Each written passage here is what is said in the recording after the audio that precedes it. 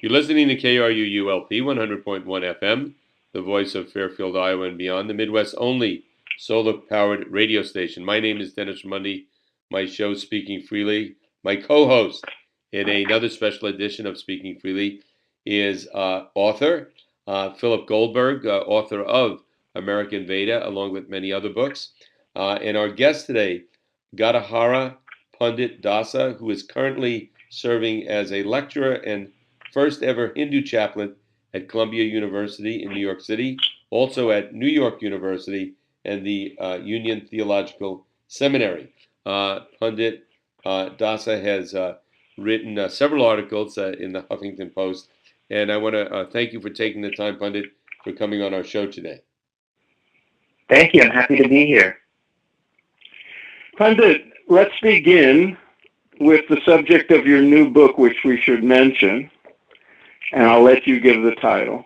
But it's essentially a memoir, and it's a fascinating look at a most interesting life that begins with you as a privileged, maybe even spoiled child of affluence in Southern California, and you ended up in the austere lifestyle of a monk. Maybe you can give us an overview of how that all came to be. Yeah, definitely. I'd be happy to. I grew up in Southern California in Los Angeles. My parents came over to this country, to LA, in 1980, not with a lot of money. They worked really hard. They struggled really hard. They used to sell gift items at Venice Beach. They had one of those little booths on the boardwalk. So they were very simple and humble beginnings. So I kind of grew up around the Venice Beach area. Eventually, my parents, I think within a 5-year period, were able to establish a successful jewelry business, and gradually that built up into a multi-million-dollar jewelry business. I think within like 7-year period, from going from sitting at Venice Beach to having a multi-million-dollar jewelry business. We ended up living in this. My dad constructed this very lavish house on the hills of Glendale, California. This literally bought a portion of the hill, carved it out, and constructed this 6-bedroom, 3-story house, and pool and jacuzzi, the whole LA lifestyle. So for a while, things were materially very, very good. I guess, I'd already achieved, not that I did anything to achieve it, but I was already living the lifestyle that everybody kind of dreams of living.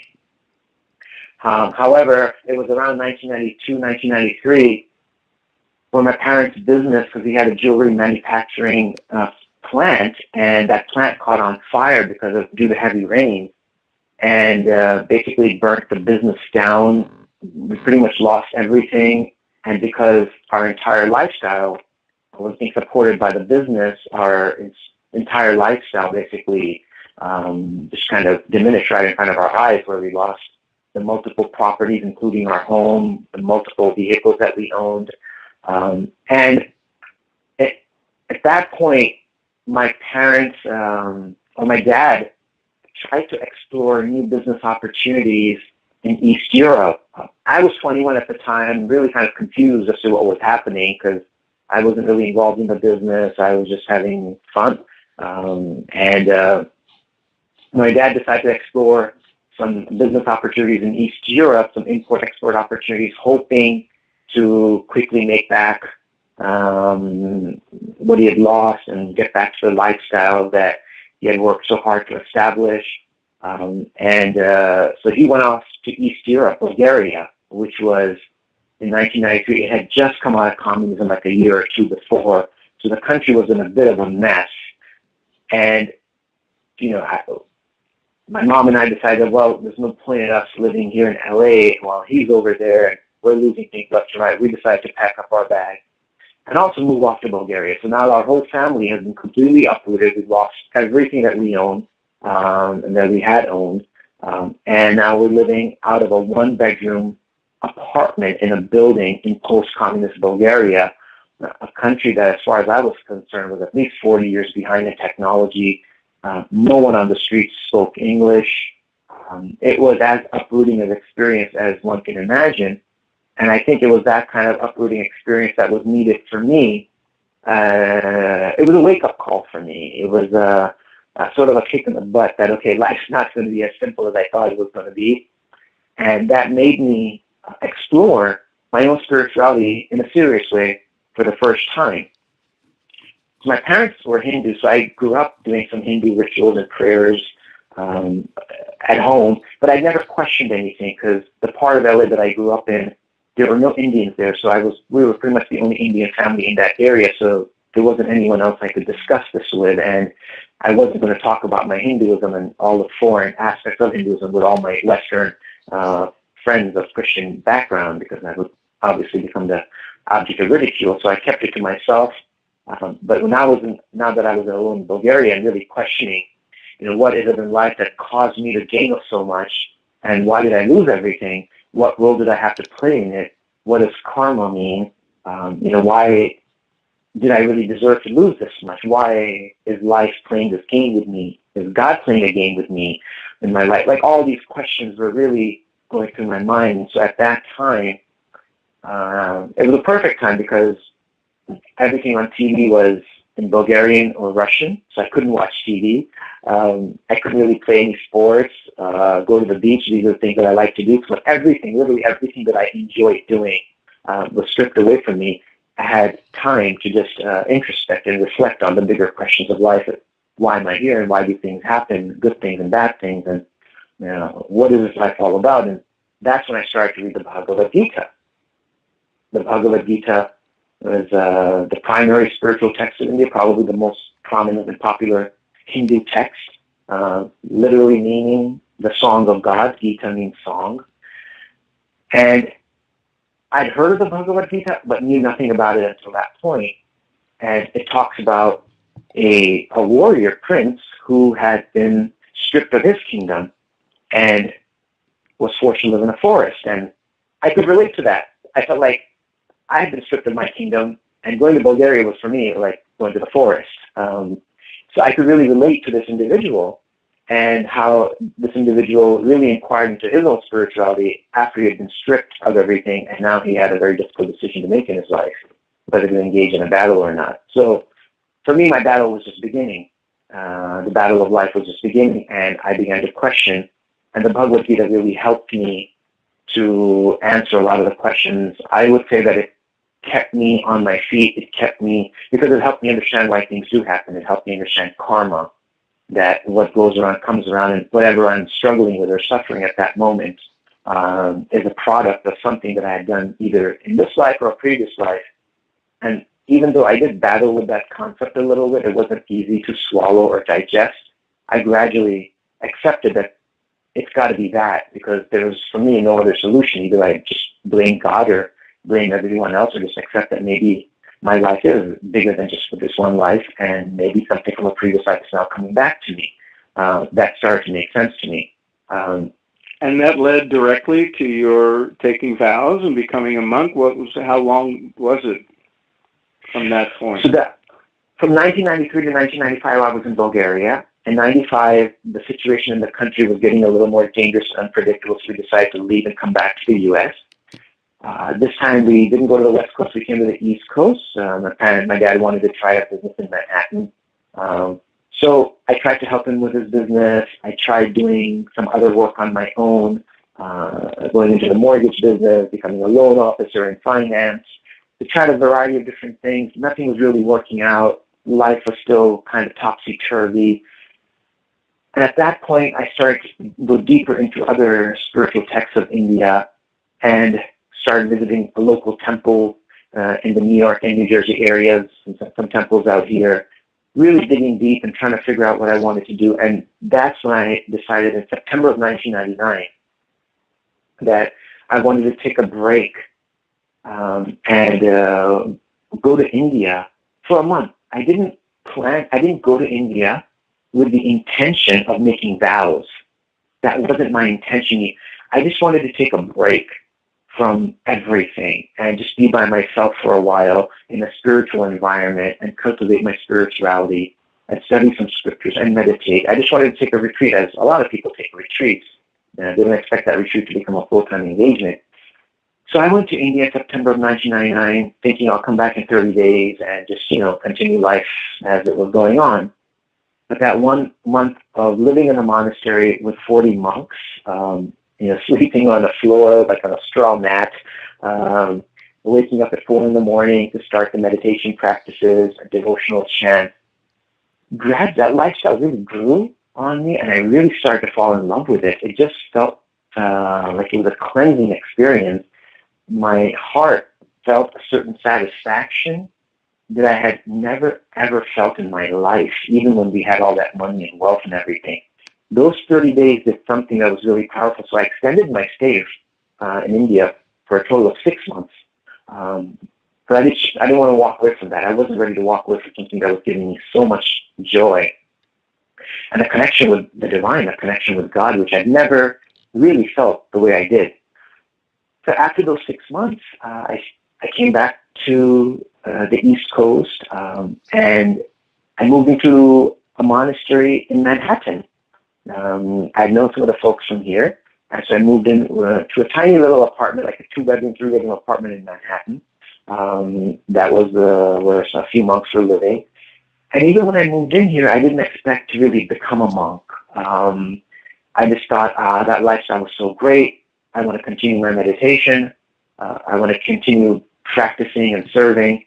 So I kept doing that, and it led to a year, led to 2 years, and then I finally said, well, I think I really like this life. And then I started to lecture and teach in high schools and colleges, and I was really getting a deep satisfaction from being able to share and teach others about the spiritual components of life and meditation and prayer, vegetarian cooking classes, all of these things.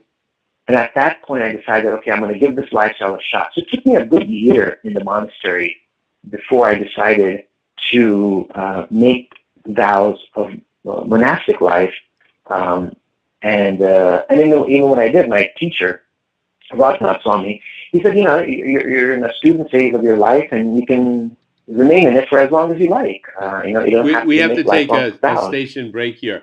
You're listening to KRUULP 100.1 FM. My name is Dennis Ramundi. My co-host today, Phil Goldberg, and our guest, Gadadhara Pandit Dasa. His website, New York City, nycpundit.com, and his book, Urban Monk, Exploring Karma, Consciousness, and the Divine. I wanted to ask you, I read in an article you wrote in the Huffington Post, and I want to preface it by saying so many spiritual groups that I've encountered and religions believe their path is the way and the only way.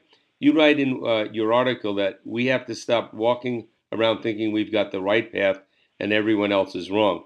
We need to come to grips with the fact that God gave different people of the world different ways in which they could love and worship Him. What particular group are you associated with, and is it common amongst those in your group and your experience with other spiritual groups that they are as open about various paths as you are? So the group I'm affiliated with is called the International Society for Krishna-Consciousness, or to the modern Western world known as the Hare Krishna movement. I think like any other spiritual group or organization, there are some within the organization that are more open to the idea that, God is there in every faith, and the scriptures of other traditions are valid, and that they can lead one to having a relationship with God. And I think every spiritual organization has those who have a more fanatic approach, who feel that their way is the only way, but everyone else is going to hell. And I can say that probably in my tradition, you can find both types of individuals. Some that are open, who feel that, I think we do have a good number of people are open to the idea, or to the fact that within other traditions, there are valid tenets that can definitely take you in your relationship closer to God. For example, one of our teachers said, his name was Bhaktivinoda Thakur, going back about 150 years. He said that his statement was that, praying to Krishna, I think, Krishna, I'm so happy to see you being worshipped in a different way in this church or in this mosque. So even going back 150, 200 years, we've had a certain openness within our tradition where we understand that, yes, other faiths, as long as people practice their faith honestly and sincerely and don't just kind of speculate or come up with a meaning to justify their own lifestyle, as long as you follow your faith tradition honestly, you can achieve the goal described in your tradition. So I think a large number of folks within our tradition are very open to this idea, and we ourselves see Jesus as an avatar of God, meaning that avatar meaning a divine being who's come down to deliver people back to God. So we see him as a bona fide representative of God. We don't see him as the only bona fide representative because we feel there's a whole lot of representatives of God all over the planet. So we see him as that. The Buddha is actually described in some of our scriptures that he would come here basically to promote the idea of ahimsa. And so Buddha is actually part of the Hindu scriptures and called the Srimad Bhagavatam. So I think a good number of people within our tradition are very open to the idea that the other texts and other traditions are very valid, and as long as people pursue them in an honest way, they should be able to achieve the goal that's described in those traditions. Right. Those I wanted to mention. I wanted to mention to our listeners. Go to NYC Pandit, NYCPANDIT.com. That's the Pandit's website, and there's TED Talk, a TED Talk there, mindfulness and humility. Click on that and listen to it. I recommend that to the people listening in. It's a fabulous talk you gave, Pandit, and I think people would gain a lot from it. Phil? Thank you. Thank you very much. Pandit, within what we think of as Hinduism, your tradition is from the Vaishnavite tradition, the Gaudiya Vaishnavite tradition in particular. Can you, maybe people would be interested to know, because people of a certain age remember Hare Krishna people in the street chanting, and they've been satirized a lot and used to be mocked a lot, and they're less visible now, probably wisely so.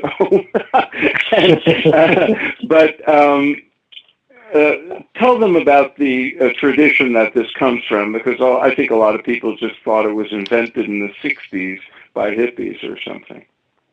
Yeah, well, I thought that myself too. I mean, you see a bunch of Western people dressed in orange-colored robes, you just can't understand what that means, So basically the tradition comes from India. It is a part of the larger umbrella of Hinduism. And it basically is a monotheistic strand of Hinduism, which means that we believe there is one God. And that's something that could be seen as similar to the Abrahamic faith tradition. We believe that there's one God, there's one supreme deity, and the name of that supreme deity is Krishna, the all-attractive one, the God who plays the flutes and who likes to sing and dances, and he speaks the Bhagavad Gita. So that is our focus, and it's not just us who have this sole focus on Krishna. There's many other traditions within Hinduism that believe Krishna as a supreme deity, Krishna or Vishnu. So we have the same text as the Bhagavad Gita is our main text. The Srimad Bhagavatam, which is another very prominent Hindu text, is our main text.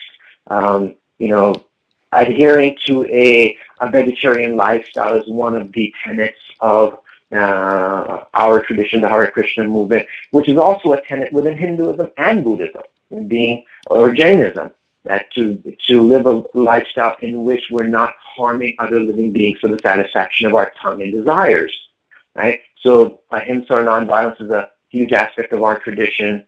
Praying every day to God, to Krishna, by chanting the Maha Mantra. And this is a popular mantra that everybody's become familiar with, and this is I think the person who made this mantra really, really popular all over the planet was George Harrison in his song, My Sweet Lord. He chants the mantra, Hare Krishna, Krishna Krishna, Hare Hare, Hare Ram, Ram Ram, Hare Hare. I think most people have heard this mantra, can't really probably recite the whole thing. They get kind of confused with the words and the order of the words. But people have heard the mantra. And the idea behind the mantra is we're just trying to glorify Krishna as God's names. And what's happening is when we chant the names of God, we understand that we're actually developing a relationship with God by chanting the name. So, for example, if you hear the name of somebody that you care for, even if that person's not in the room or in the vicinity, you start thinking about that person, you remember what they look like, you remember their qualities, and you kind of feel connected to them in that moment. So that's what's happening when we chant the names of God, whether it's on the streets, as you see sometimes, or it's in your home, using prayer beads. We're trying to connect with Krishna, with God, by the sound of his name. And the words Hare Krishna, Hare is actually referring to the feminine aspect of the divine. So we believe that God has a feminine and masculine aspect. So Hare is referring to the feminine aspect, and Krishna is referring to the all-attractive Supreme Being. So when the names are being chanted, we understand that we're trying to develop a love for Krishna, awaken the dormant love that we already have for Krishna, and by being out and chanting, we're just kind of hoping others will hear that name, and we'll get some benefit by hearing the name of Krishna. So, yeah, this tradition goes back 500 years to West Bengal, and the founder of the tradition was Chaitanya.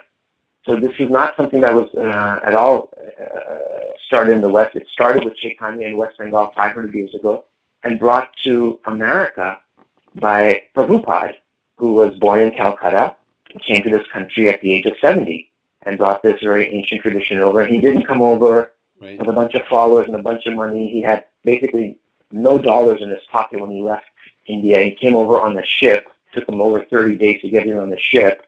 When he landed here, there was nobody to receive him at the dock.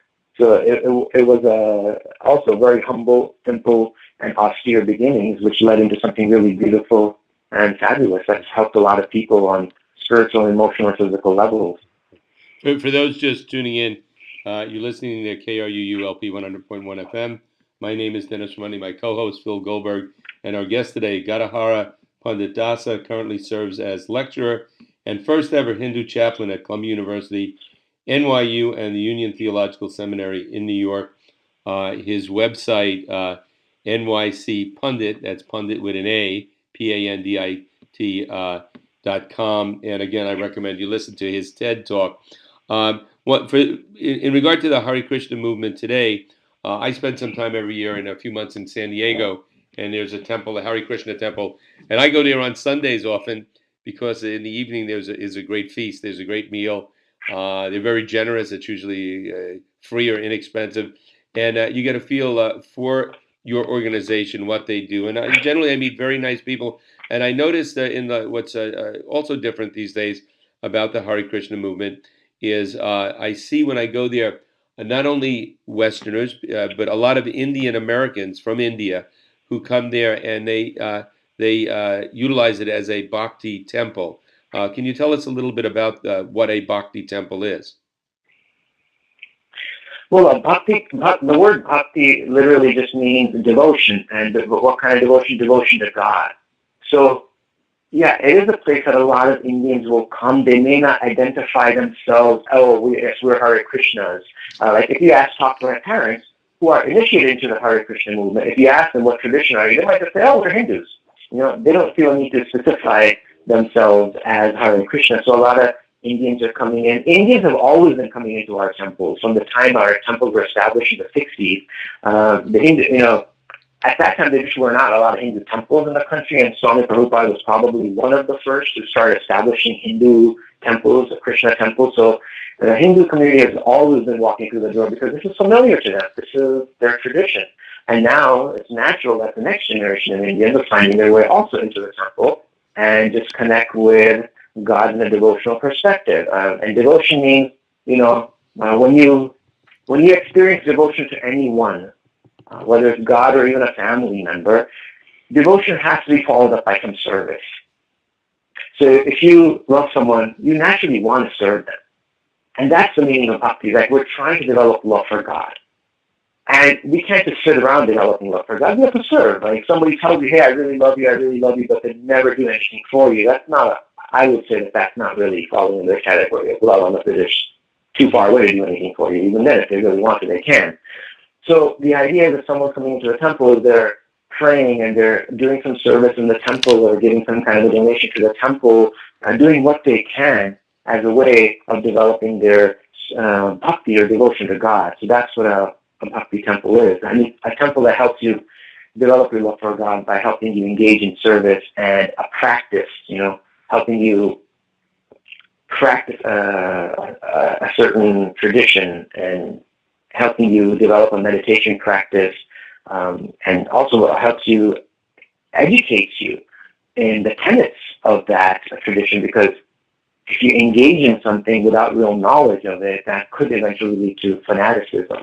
Right. So serving with knowledge is a very powerful combination, which is what Prabhupada really, really recommended for his followers, is that, that otherwise it's going to be blind following, which never leads to anything good, really. Right. Phil, why don't you take the last question? We have about 2.5 minutes left. Pandit, maybe you could say a bit about your work with college-age students, which is a new generation of spiritual seekers seeking in different ways. Are they mostly of Indian descent? Do you have a diverse group? Tell us about it. Yeah, well, so I've been working with college students for the last 14 years, and most of them actually are not Indians. Most of them are of Western backgrounds who are looking east for different spirituality, different practices. They're open to other things. There's also Indians.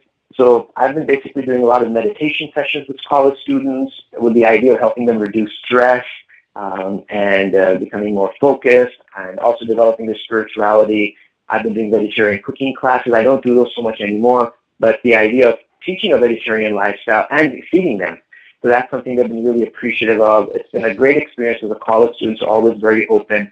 I'm also starting to do a lot of meditation sessions for companies and corporations doing stress management workshops, because that's also, if you can meditate, that will help you not only connect with God, but also help you become healthier emotionally and help you become more focused and productive and all of these things. So another recent thing that happened for me in my life, which I don't know if you're aware, but in December, I officially transitioned out of the monastic order. No, I didn't know that. Yeah. So after spending 15 years in the monastic order, and again, I never made a formal vow to stay in there forever. So after 15 years, I wanted to go out and do more things, and now I'm doing more college stuff. I'm still lecturing in the high schools. I'm still doing my chaplaincy thing, but I've added on, doing meditation workshops and stress management workshops in different corporations. So it's been a great and wonderful experience, and the journey continues. So you've diversified your spiritual repertoire, and that explains why some of the photos on your website, you're in street clothes. We have to wrap it up here. We're out of time, and we'll have to do another show because there's a lot more we can discuss. You're listening to KRUULP 100.1 FM. My name is Dennis Ramondi. My show is Speaking Freely. My co-host on a special edition of Speaking Freely is Phil Goldberg, author of American Veda, a book, again, I highly recommend. And our guest today, Gadadhara Pandit Dasa, who currently serves as lecturer and first ever Hindu chaplain at Columbia University, New York University, and the Union Theological Seminary. Pandit, thank you so very much for taking the time to come on our show today. Again, his website, nycpundit.com, his book, Urban Monk, Exploring Karma, Consciousness, and the Divine, now available in paperback. Thank you so much, Pandit. Thank you, Dennis. Thank you very much, Phil. I was really happy to be part of your show. Take care. Thanks for being with us.